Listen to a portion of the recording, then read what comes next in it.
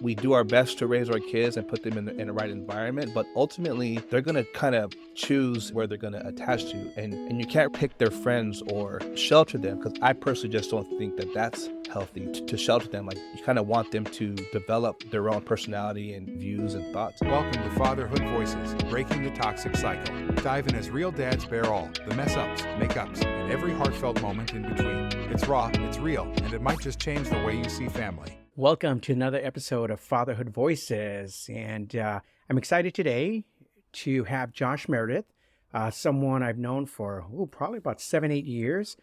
Used to work with at a real estate office, and now he's a partner in a new franchise of Berkshire Hathaway on Rancho Cucamonga, and excited to have him here to share his story of fatherhood, entrepreneurship, and his journey along the way with growing up and raising a son and daughter, and then also the importance of co-parenting and what his life looked like. So, Josh, how are you? What's up, brother? I'm doing well. How are you? Good. Thank you. Good to see you. Thanks for having me. Appreciate Absolutely. it. The invitation. No, I'm excited to dive in because, we've known each other just more on a surface level, just in the past. I think we might have done a deal or two in the past, but we never really have these deep conversations with people. So excited to really dive in because I've always looked up to you, always had strong work ethic. And I actually remember when we were at the office in Rancho Cucamonga, your daughter would come in and help you. Yeah. And stuff. And I remember that because my daughter would come in too. Yeah, exactly. And, but we never really peeled the layers and just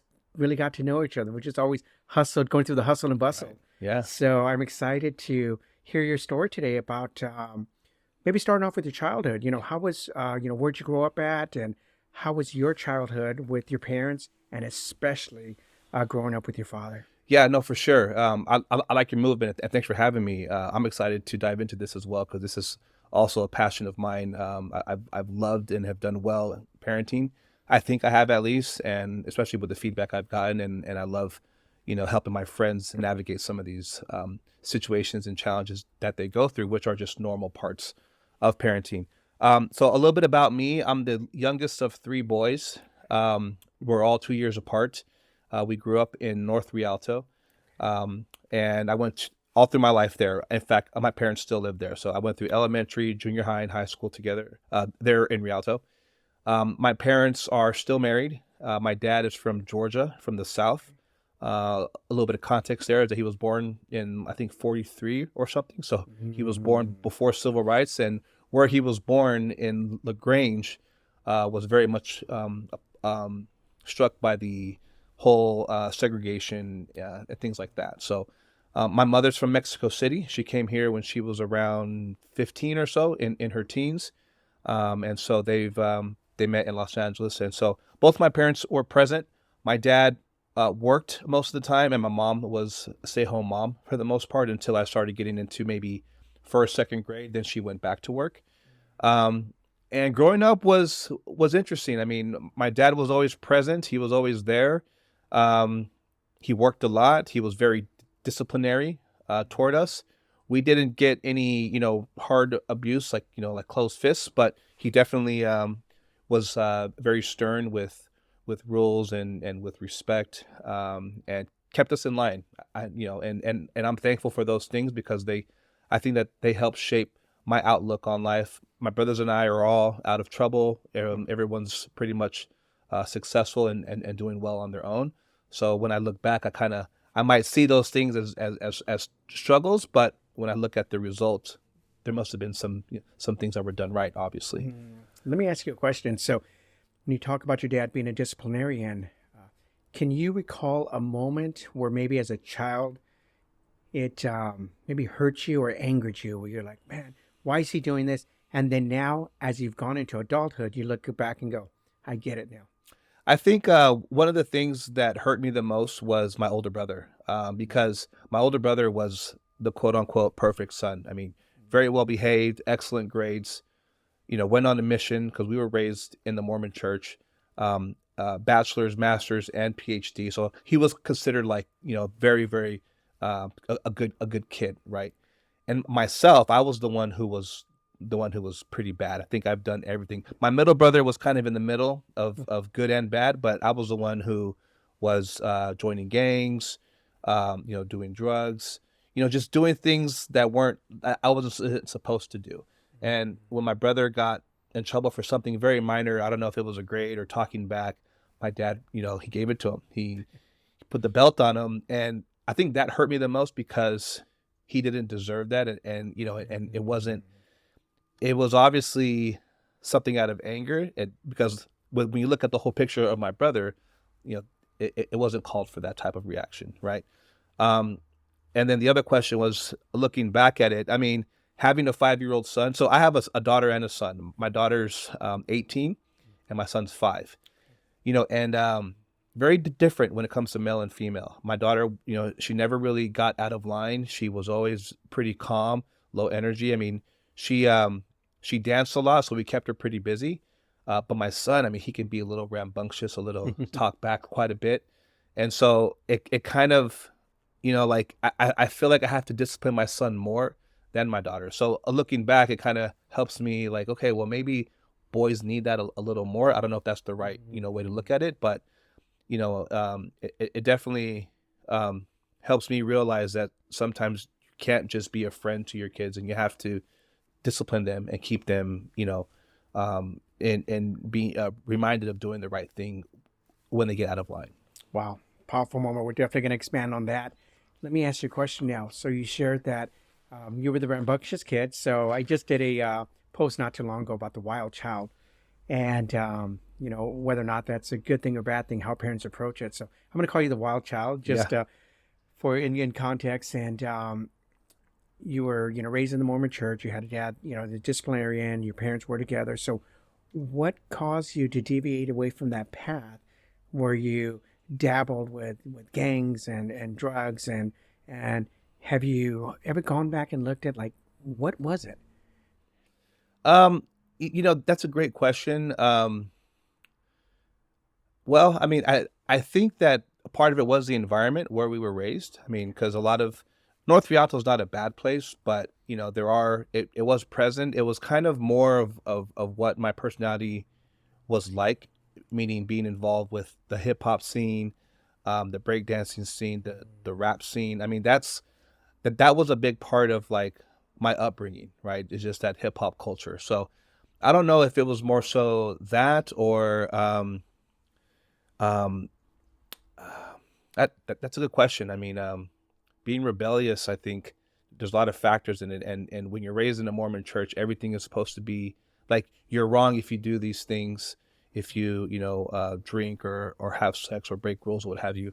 And I don't know exactly what caused me to deviate. I think it's a combination of the whole just wanting to be different, I guess, or I'm not sure, maybe the environment, as far as like the friends I chose and what I chose to do. Because in reality, when you look at a household, I don't know if it's so much the parenting that causes how the kid turns out. Because if that's the case, I should have turned out perfect like my brother, because my parents never drank, they never smoked, they were Mormon, they were going to church all the time, they were respectful. My dad was hardworking, my mom was hardworking at home. There was not a lot of chaos and drama in my entire upbringing, right? They had some marital issues amongst themselves, but I don't think one experience or a little snippet of the entire picture caused me to become rebellious. I think that we do our best to raise our kids and put them in the right environment, but ultimately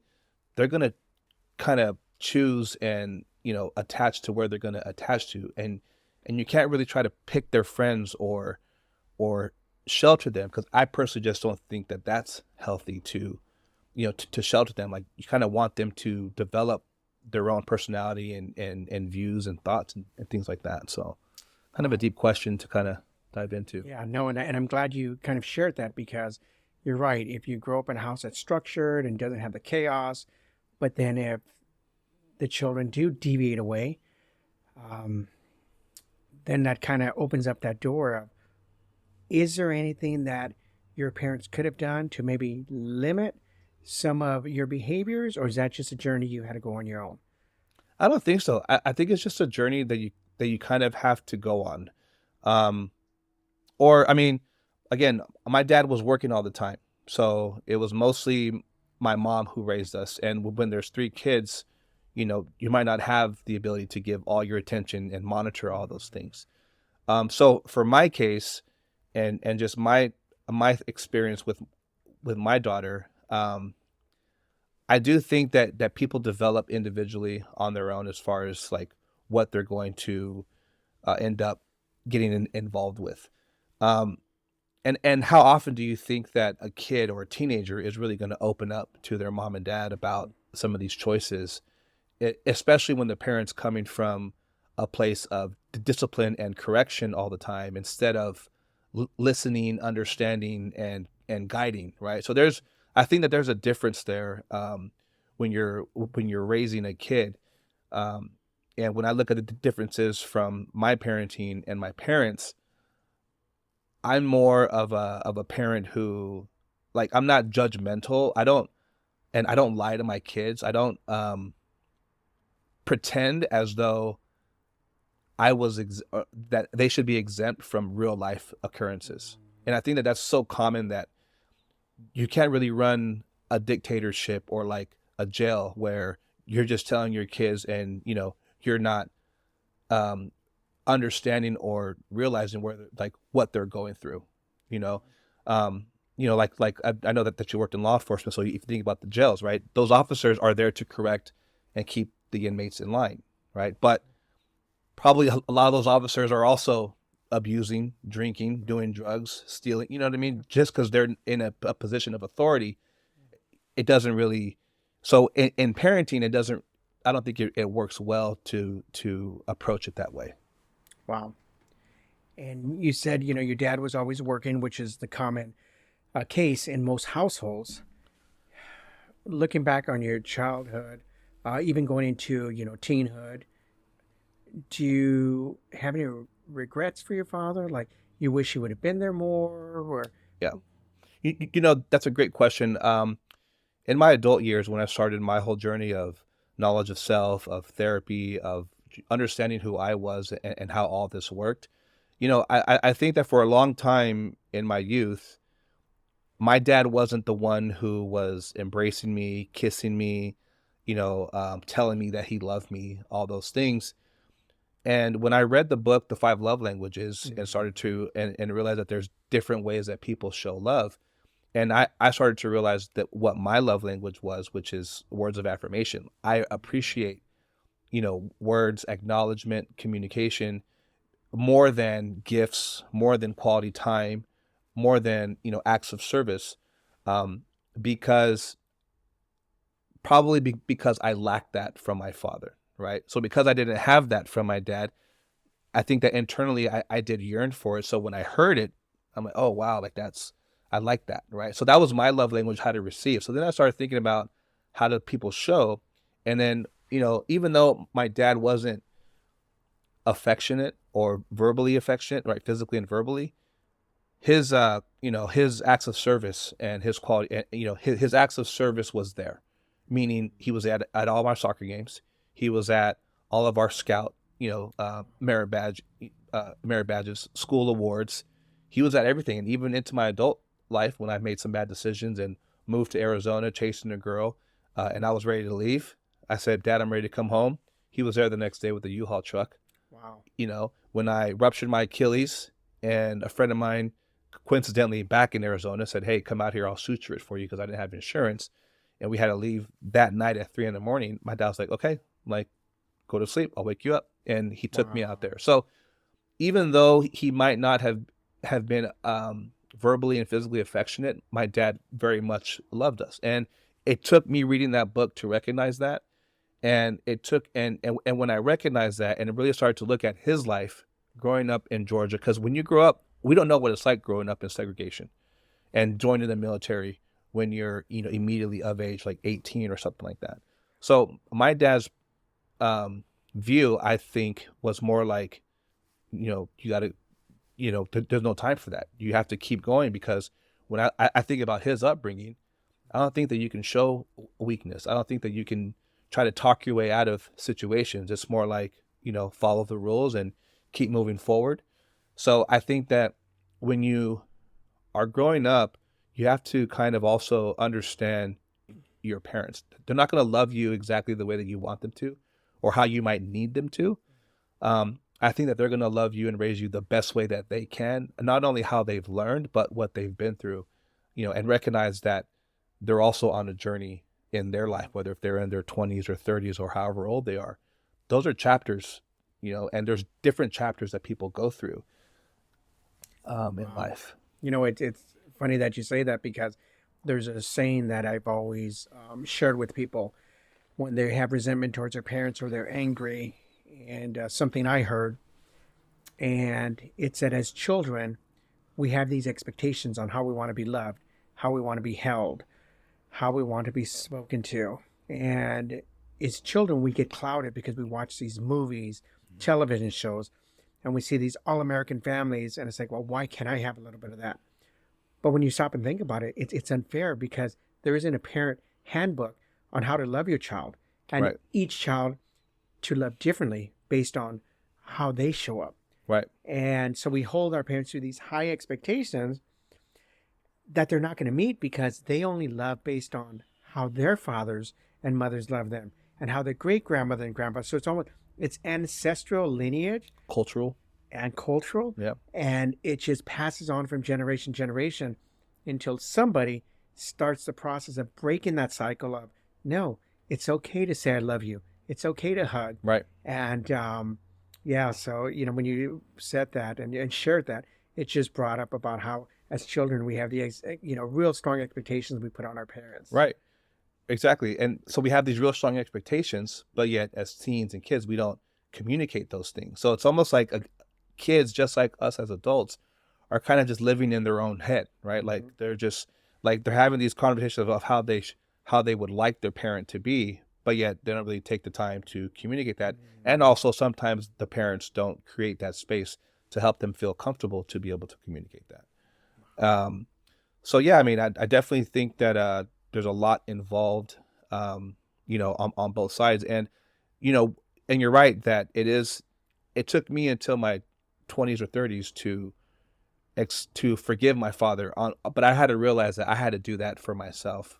And I remember I talked to him about it, and I was like, I love you. And, I don't need you to say it back, because that might not be your style, but it's my style. And so I want you to know that I love you, and I'm thankful for what you did, and, parents raise and show their love in a lot of different ways, and even to the most basic thing, as far as providing a roof and food. I mean, that in itself is love, is providing because as kids, we don't recognize how much is involved in being a parent. And now that I'm the head of the household, I recognize how much is involved, right? It's not just paying for bills to have a roof. It's food, it's replenishing water, it's replenishing toilet paper. It's a number of things. It's keeping the exterior of the house, the interior of the house clean, all those things, right? Registration, soccer, dance,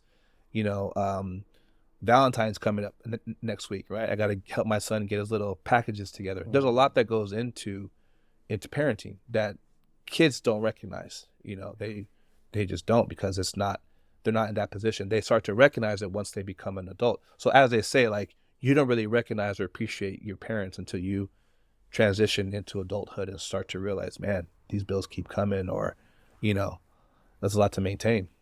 Wow. That's beautiful. Now let's transition into you going into fatherhood. Okay. Now, did you ever have these thoughts when you had children, how you were going to raise them? I the only thought I really had was that I'm not going to hit them. I'm not going to put the belt on them, right? And I was successful with that with my daughter. I probably spanked her maybe a couple times, not much. She didn't really need it. And my son the same. I think that we mostly disciplined by communication, timeout, and really trying to help them realize what they did wrong, and things like that. So, and How old were you when you had your daughter? I was 24, 23, 24, Okay, so 23, and it wasn't planned. It was with an ex-girlfriend of mine. She obviously, it wasn't planned for her either. She was a year older than me, so we were both right around the same age, 23, 24. and so we had Tati. We never repaired our relationship. Our relationship ended prior to her, or while she was pregnant, prior to her being pregnant. So when Tati was born, we never really had a household together with her. So Tati was always raised in a two-home, you know, structure. We were both close in proximity. We were always pretty, like, in the next city over. So we were both always present. I think I had custody of like maybe like 40%, like right away when she was like 2 years old or something. So I've always been, involved, and so has her mom. How was that co-parenting relationship as Yeah, Tati was growing up? it was tough. It was toxic. I definitely made some mistakes of arguing, and saying some things I probably shouldn't have to her mom in front of Tati, and vice versa. I think that we both were immature, lost our temper quite a bit, and didn't see the bigger picture. Um, we both always still kind of, I think we did pretty good, considering how my daughter turned out, and just like her mindset and how she sees a lot of things.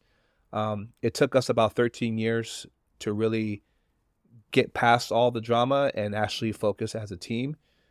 So now it's, in her high school years, even probably starting in junior high, we really started to work together, and it wasn't, so awkward or so toxic. But it was a challenge for sure. It was definitely challenging to raise her with someone that you not only weren't together, weren't in a relationship with, but also had different views on things, on parenting style, on religion, on a number of things. So it was tough.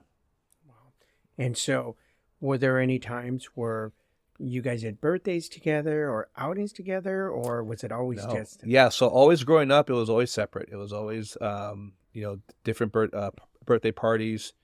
Um, Obviously, the holidays were split. So, and no traveling. The only time that we worked together, as a quote unquote family for, as Tati's parents, was just like dance, or like, her, Tati's occasions, like dance, or school, awards and things like that. So during the awards in elementary, we did always sit by each other just so that Tati wouldn't have to search through, the crowd to find two different people. It was always like, okay, there's my mom. Oh, perfect. There's my dad. Right. So we did do that. But for the most part, we've never really traveled or done a lot together.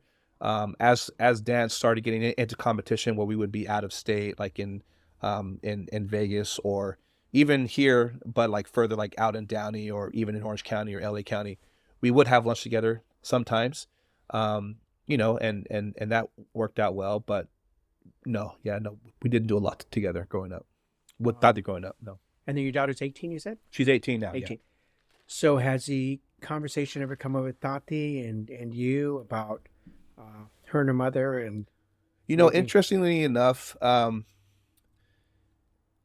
found, there was a letter that she wrote, and it was in either junior high or high school, and it was like a poem, and she was talking about how, everyone thinks, I don't remember the words verbatim, but it was along the lines of like how life is for Tati, right? And she didn't like having two homes. I think that growing up, she wanted a family. I think that it indirectly had some effects on her as far as her, like, emotionally, because there was a letter that she had wrote about how, you might think it's nice to have two different homes, but it's not, right? Like, yes, I got two different birthdays and two sets of presents and two different parties, but she didn't want that, right?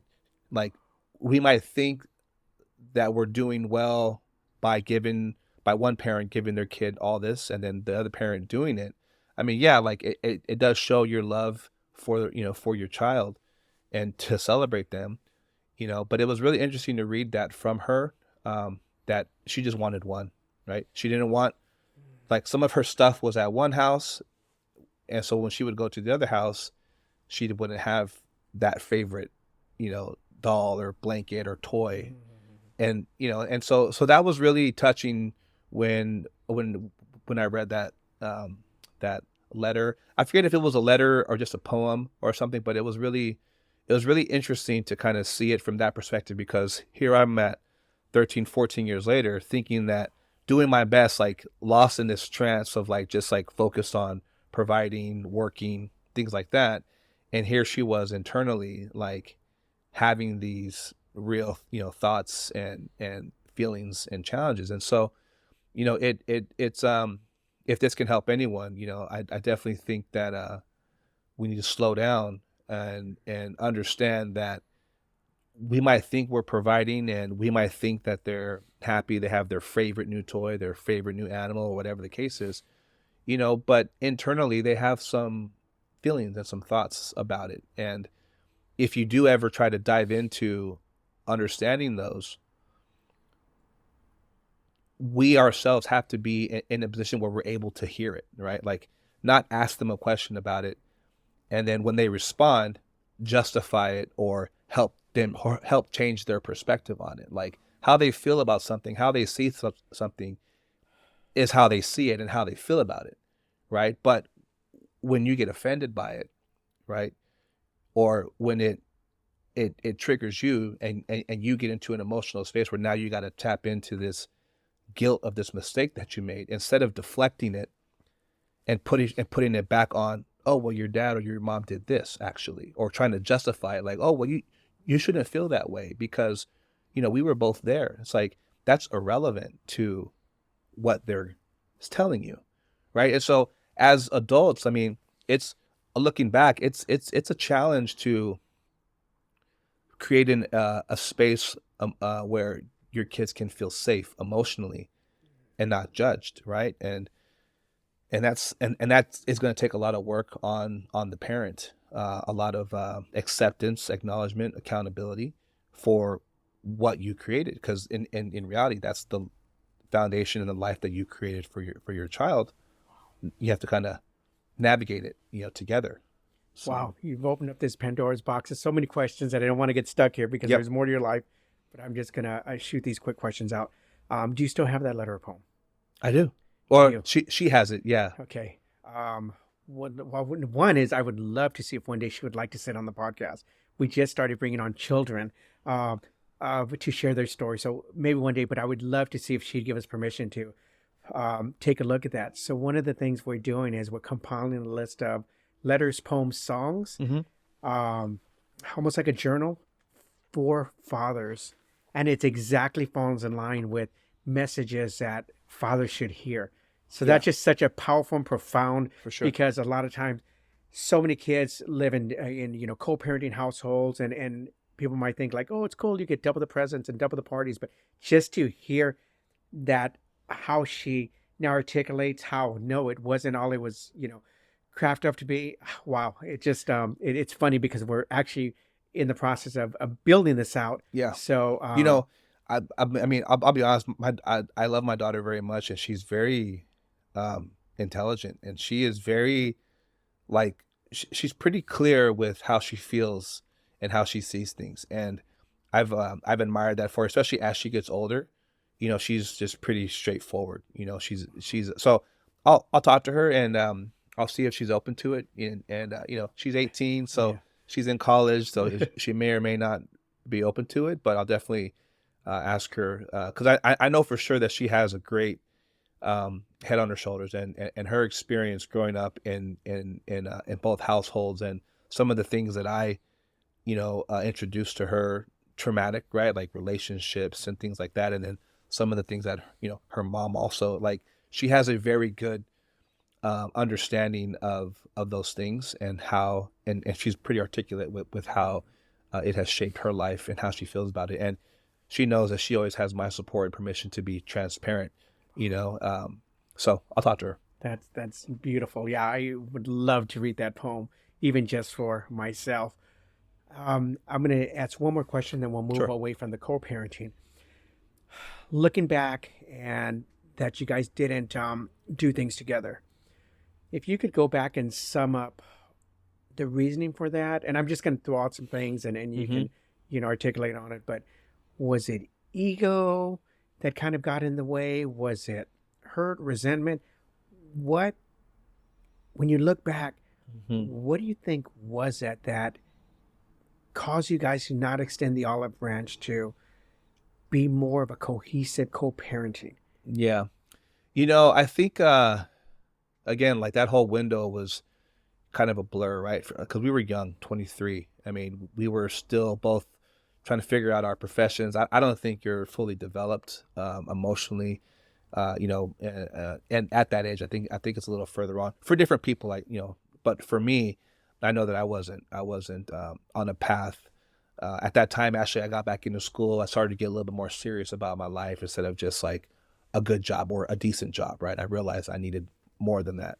But I would say um, a lot of it could have been ego as far as trying to be that better parent, trying to be that parent that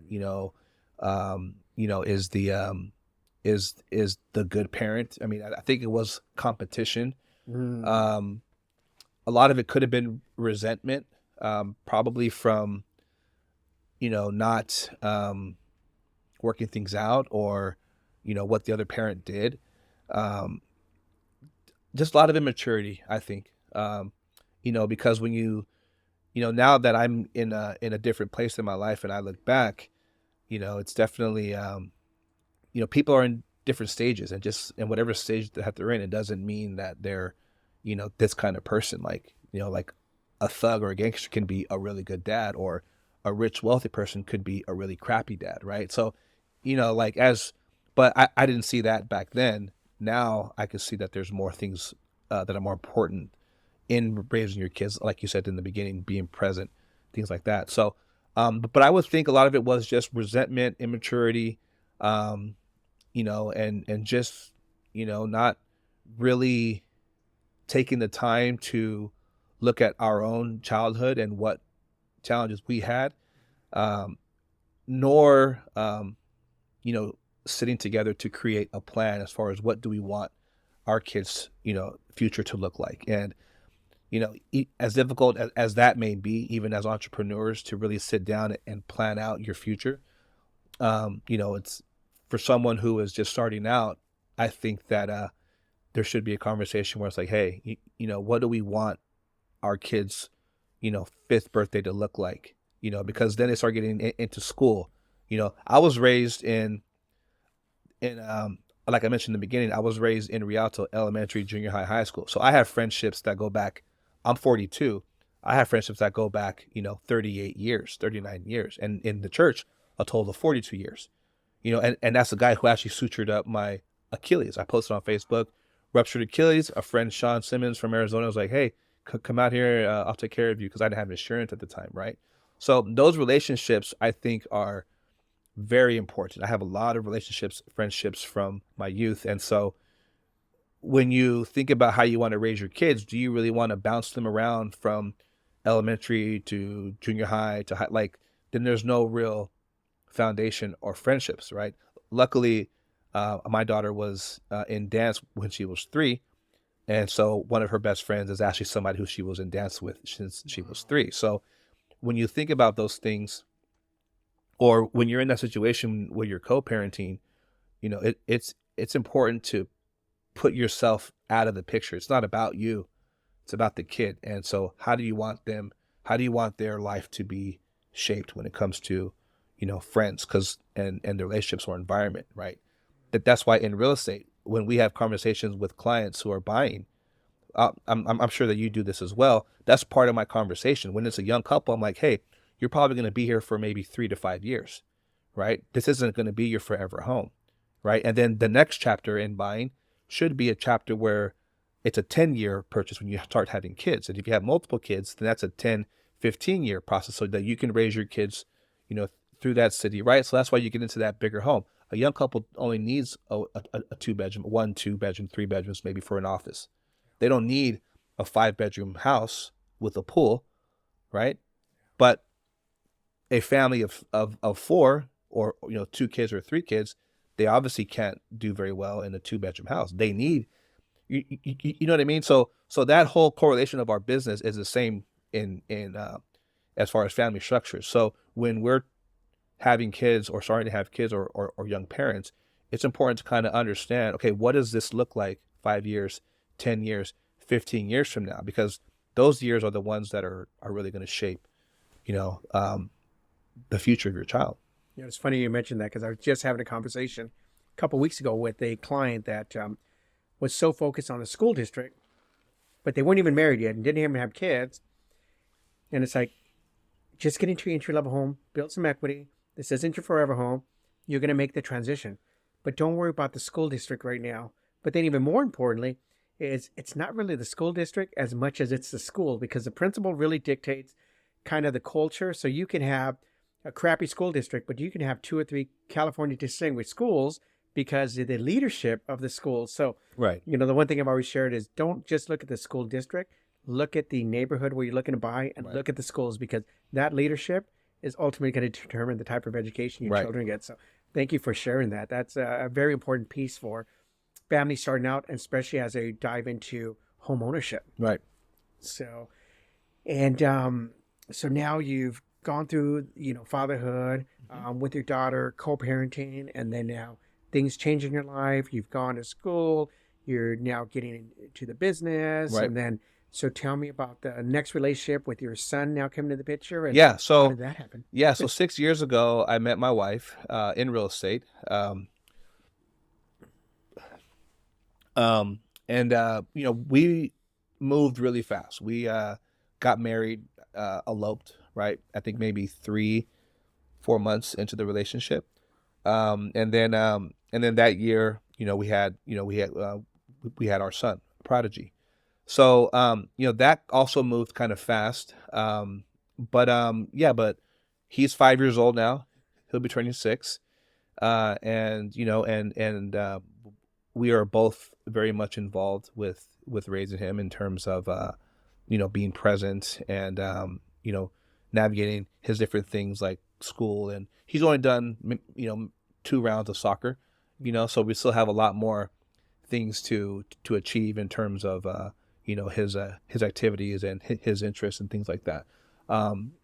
And that's also another challenge. I mean, we are married, but we have some differences in terms of how we see a lot of things, you're always going to have those differences, whether if you're madly in love or not. Not only are people raised differently or come from different backgrounds and have their own story, like some of those questions that you ask as far as how you were raised, what you go through, like those are important things to kind of dive into. I have a stepdaughter. She's 25. So Crystal, so it's when we met, it was her and her daughter, and then myself and with Dati. And at that time, I think Dati was around 12, 13 or so. And then so we have this whole blended family where that's just a whole other podcast that needs to be to explore that. But yeah. So we have our son, and he's 5 years old, and he's the light of all of our eye. He definitely has a good relationship with both of his sisters, and mom and dad are he's happy. Wow. Now, as the leader of the household, the father, what are some things you've done, maybe some things that worked that didn't work, to start to co-blend the family? Because that's navigating uncharted territories, because now you have, Tati's mom, her household, the way she's raised, and then you have your new wife, and then now you're incorporating a new daughter, and then now, and eventually your son comes in the picture. So now you have, in a sense, you have 3 different households. Right. You're merging. How does that look? What kind of advice could you give to, or maybe share with a story, maybe something that you look back and go, I could have done this better, or even something that worked that you go, this is something that we were able to do to help mesh it, because I am sure it can be very bumpy. It's very bumpy for sure. I think some advice, sometimes advice comes from what you didn't do, right? Not so much what you did that worked. And I think that, the lack of communication and preparation that my wife, didn't do, it caused us to be more reactive as opposed to, planning and having solutions in place to navigate some of those challenges that are going to come. So I guess some advice that I would give is when you are blending households to kind of understand what standards and what is important to each parent, and how they raise, because raising children is very different, right, culturally and things like that. Like I'm definitely like my parents, right? My mother is extremely organized and and my dad's very respect and like systematic, so I come into the picture having these expectations and these demands that to the core, like rub me the wrong way. And I can't live in certain environments, right? But you can't necessarily just expect people to change and do what you say, because it's not like that, right? You have to respect their way of living and what they do. And that's tough. That's a really tough thing to do. And I sometimes reference when I go through challenges with, well, that's what the courting period is for, right? That's why you date 3, 4, 5 years before you dive into marriage. And, that's just not my path. That's not what we did. So I internalize and become a little bit more patient with myself, because I tell myself, well, this is supposed to be your courting period, right? Where you're supposed to choose whether to leave or not continue and things like that. But, you have a son now, and, you're married. So it's a different outlook, right? So you have to be a little bit more patient because you have more of a commitment involved. So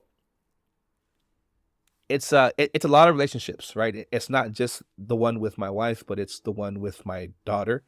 It's the one with my son, and it's the one with my stepdaughter. And at times it's always felt like I was being pulled in so many different directions, because so many people wanted and required that attention and time from me, right? And I've always given it to my daughter undividedly, because that's how my life was for 13, 14 years, was just completely focused and committed to my daughter. Same thing with my wife. Her time was completely devoted to and committed to her daughter, because she raised her on her own without her daughter's dad in the picture. And so, I felt that when a lot of times, it gets a little overwhelming, and you just have to find ways to give everybody their time, their undivided time, and not take things personally, because it could just be their want of time, right? So my wife getting upset with me, because I'm not giving her attention or time, it could just be the fact that that's what she wants, but I'm not able to give it to her at that time. And same thing with, with my kids, that if they get frustrated with me, I look at the whole picture. Well, am I not providing? Am I being rude? Am I being, not a cool dad or a present father? And if you can answer all those things and say, well, yeah, you're doing the best that you can, then you shouldn't take it personal. Then you shouldn't lash out when they're just expressing their emotion or their feelings a different way, because you can't expect them, especially with women, right? They don't just tell you exactly what they want or how they're feeling. They kind of do it indirectly, so you kind of have to be able to understand some of the patterns and what you need to do. It's a lot of work for a man. I mean, you already know that, like, there's a lot of hats that we have to wear, and we have to figure it out. I'm going to suggest an exercise for you that I've started to do that's been very profound. And it's something you can do with your kids. And it's just putting some time aside and just asking them this one question. Mm-hmm. And it's, what do you want from me as a dad? Or how do you want me to show up? Okay. And be open to just sit in silence and not be so quick to, because that question can be very hurtful and very damaging, because a lot of times we think we're doing what we need to do, but what we're doing, our actions, the way we're showing emotional, financial, physical support is not what they're looking for. Right. So it does open that Pandora's box, because when you open it, but it will really give you a true perspective of how they want you to show up as a father. Okay. And each one's going to be very different. And if you ever choose to do this exercise, no need for feedback. Just sit there in silence and take it, because their perspective is their reality. Right. And Absolutely.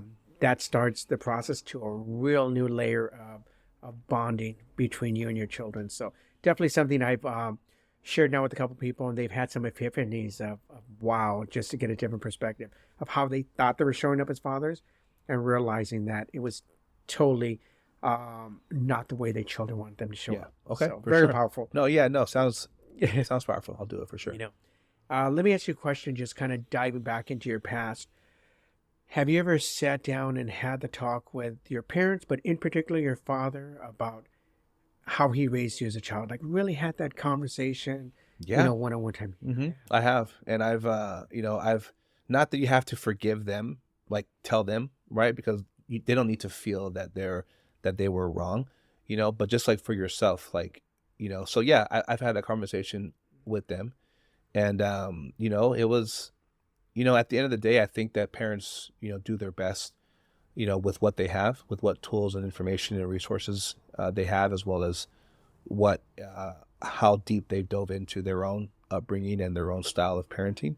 But I had that conversation with them, and it's been very it's worked out very well, I think, for us.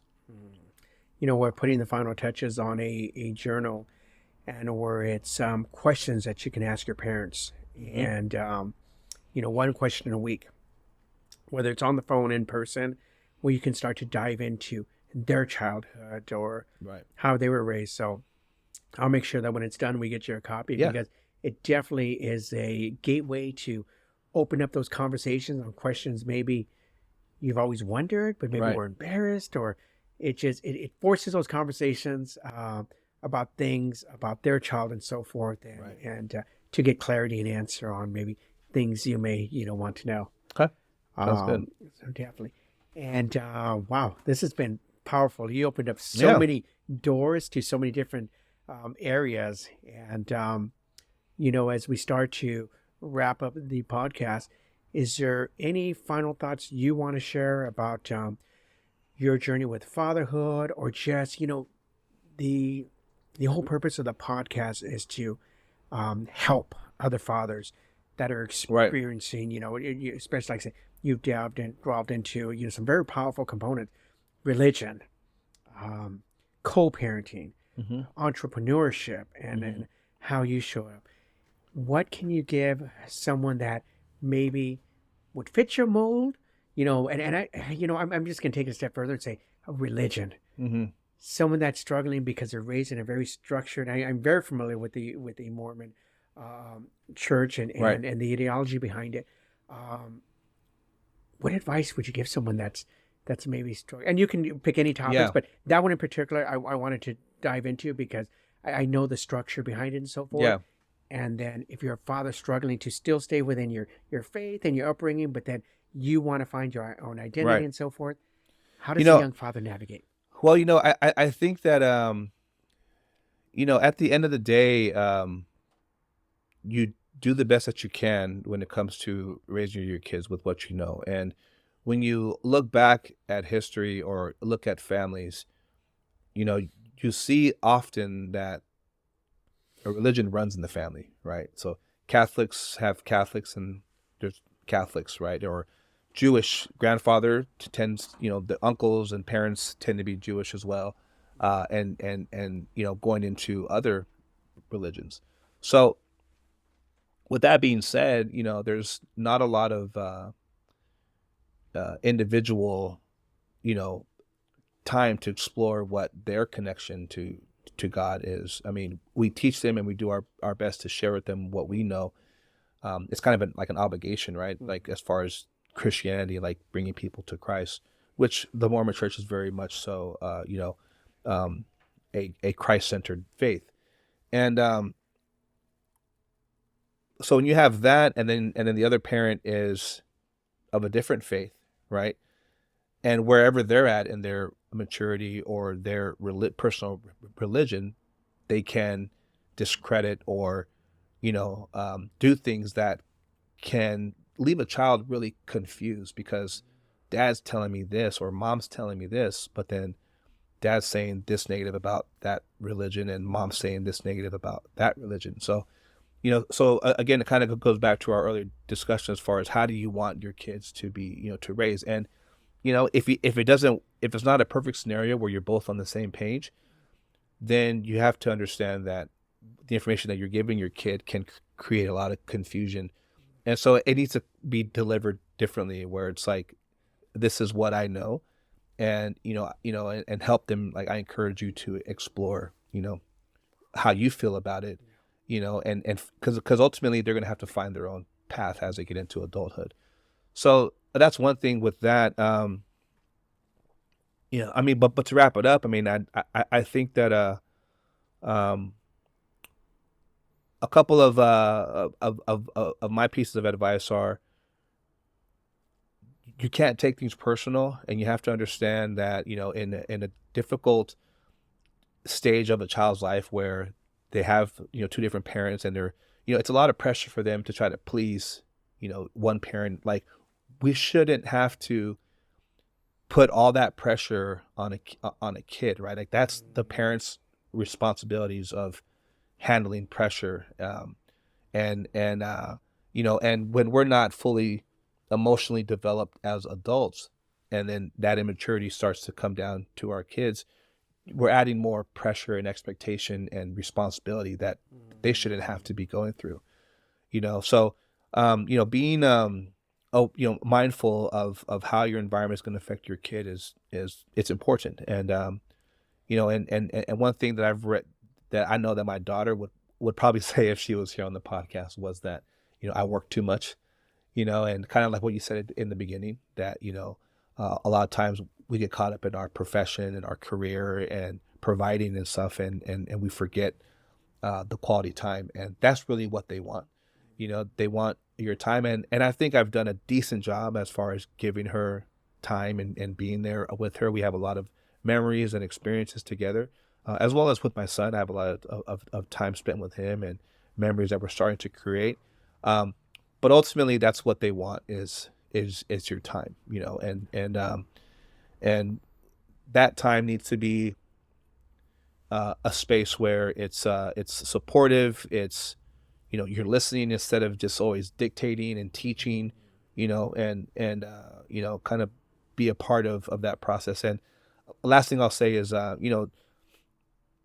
being there's a lot of fake parenting, and what I mean by that is, um,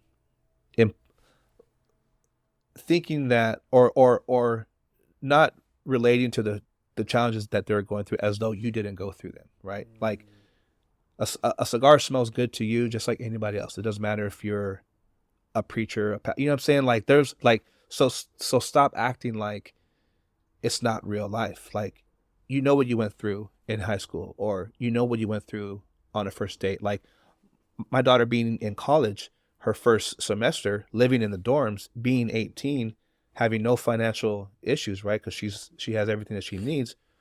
What do you think she's going to do? Like, she's going to go to frat parties. She's going to, you know what I mean? Like, I can't expect her to eat, salmon and broccoli and like read books 24 hours a day when you're in a dorm full of 18-year-old male and female, So, when you understand where they're at and what they're going through, like, don't take yourself out of reality, right? Because if you were there, you would probably, so if you would do that, or if you did that, why would you expect something, like, why would you make them feel so wrong, or, just bad about their experience? That, and I say that not just with that, but even just, growing up, like, as you're raising your kids, like, don't forget the mistakes that you made. So your discipline should be real, right? Not this expectation that you didn't even live up to, right? And use those experiences that you had to help them understand what they're going through, right? Like, help them really navigate that from a real life perspective, as opposed to a textbook, or here's what the religion or what church says that you should do in those situations. No, I've been there, and I know that whether if you're 15 or 20, I know that a boy's going to like a girl, or girls, like, but those are not, everyone is here because of that, right? Because of procreation. So why is there so much shame around that? And so, I just think that when you come from a place of like being like having that experience, your outcome could be a lot different than shaming and disciplining, and because that's just fake, right? Like, especially once they realize that you went through all those things, it's like, what were you doing? Like, why are you telling me that? It's just, it changes things, I think. Wow. And it No, helps. thank you for that. And wow, as we wrap up another episode of Fatherhood Voices, we dived into co-parenting, religion, entrepreneurship, and just a strong disciplinarian household, and how that showed up in his life. Thank you again. It's a wrap for Fatherhood Voices, breaking the toxic cycle.